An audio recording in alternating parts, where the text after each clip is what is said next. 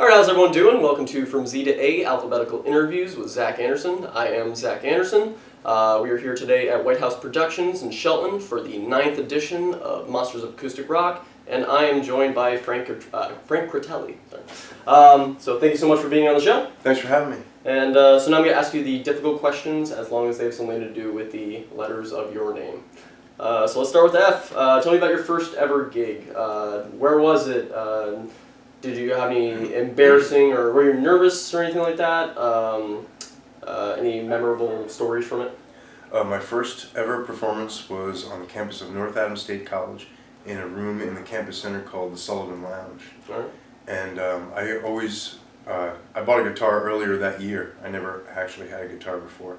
And I was playing it a lot because I was learning it and stuff. And my roommate asked me, or he didn't even ask me really, he just said, hey, you should do like a benefit for the Haiti thing, you know? Mm-hmm. So some of our friends were going to Haiti to dig wells and things, and they needed money to go. And I said, yeah, maybe, you know? Yeah. And then there were signs around campus. So then I had to do it. Yeah. I was very nervous. How'd it go, though? I think it went pretty well. Excellent. Yeah. All right. What is something required that you must do before to get ready for a gig? I don't think there are any requirements necessarily. I guess I don't like to be too full, but I like to be not hungry. So maybe like, you know, I had a slice of pizza. Right. About 10 minutes ago. All right. So maybe getting a bite to eat. Okay. Any toppings or just cheese? No, I just went with cheese. All right, good. Good choice.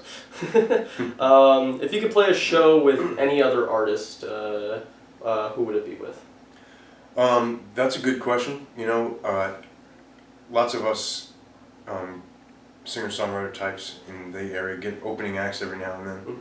Mm-hmm. I always wanted to open up for Jonathan Edwards or John Prine, okay, or one of those guys. Right. And I'd like it to be at the Kate, out in, I think it's Old Saybrook. Nice. Yeah. It'd be a very cool show.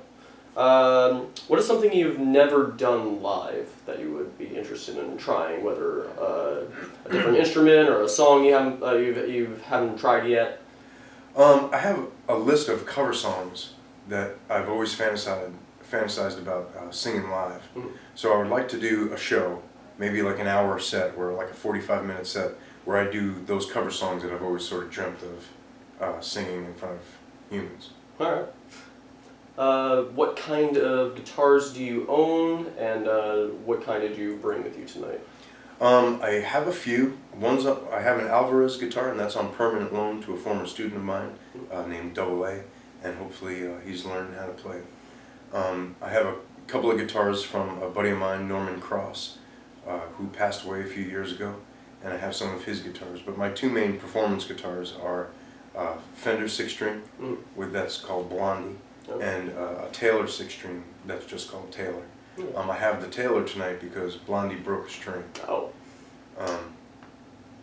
Yeah, she's been working hard too, so she's on vacation today. All right. Taylor's a little bit, you know, more high maintenance, but she's here tonight. All right. How do you feel about choosing what songs to play at any given concert? You know, I used to write a list and stuff like that, of like, you know, and practice those songs on the list, you know, like those 10 songs or whatever. Now I don't do any of that. I just kind of hop up. Usually I'll start with something that's comfortable, and then I'll just wing it from there. Right. You know, if there's another performer on the bill and they said something that, you know, sparked a memory, I'm like, oh, I have a song about that, so I'll sing that one. You know, excellent. Something like that. Cool. So I'd like to end all my interviews with 3 interesting or random facts about yourself that many people might not know. I'm not sure if there's 3. One, I was born in Germany. Okay. Not many people know that. My father was in the service at the time. This was 1967, and he was drafted. And instead of going to Vietnam, they put him in Kaiserslautern, Germany, at a place where my mother could go and live with him. Oh. So I think they lived there for about 2 years, and that's where I was born. Okay. Some people don't know that I was a high school English teacher for 20 years. Oh. Actually, last June was my last year as an English teacher. So some people don't know that. And number 3, I am an amateur backyard farmer. All right. I like to grow stuff. Excellent. Do you have a favorite vegetable that? My beans are doing really well Alright. right now. Excellent. Yeah, I think they like the cold weather. Definitely. Yeah. All right. Well, thank you so much for being on the Thanks, show. man. I appreciate No it. problem. If you'd like to check out Frank Critelli, please visit the link below. And in a moment, we will cut to a performance from Frank. So thanks again for watching, and see you next time.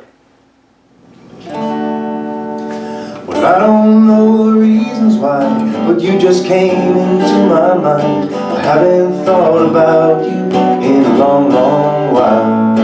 These recollected memories cause me to ponder so many things about you still make me smile.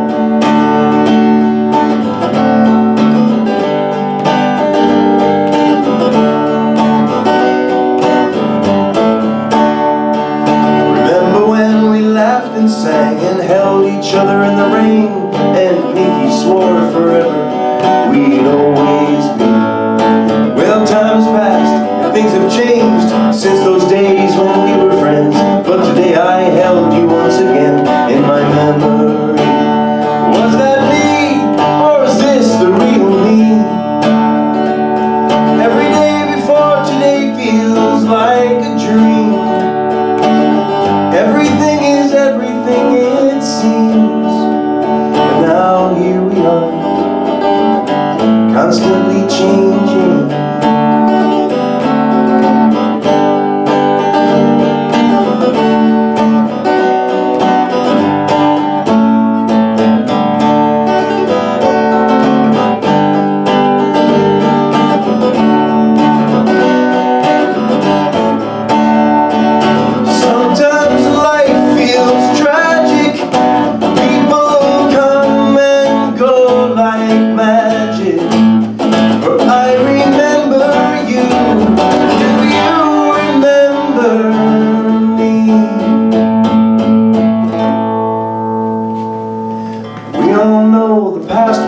The present and a part of us, and water underneath the bridge has got to flow. It's nice to visit now and then, but we could never live there again, and I hope all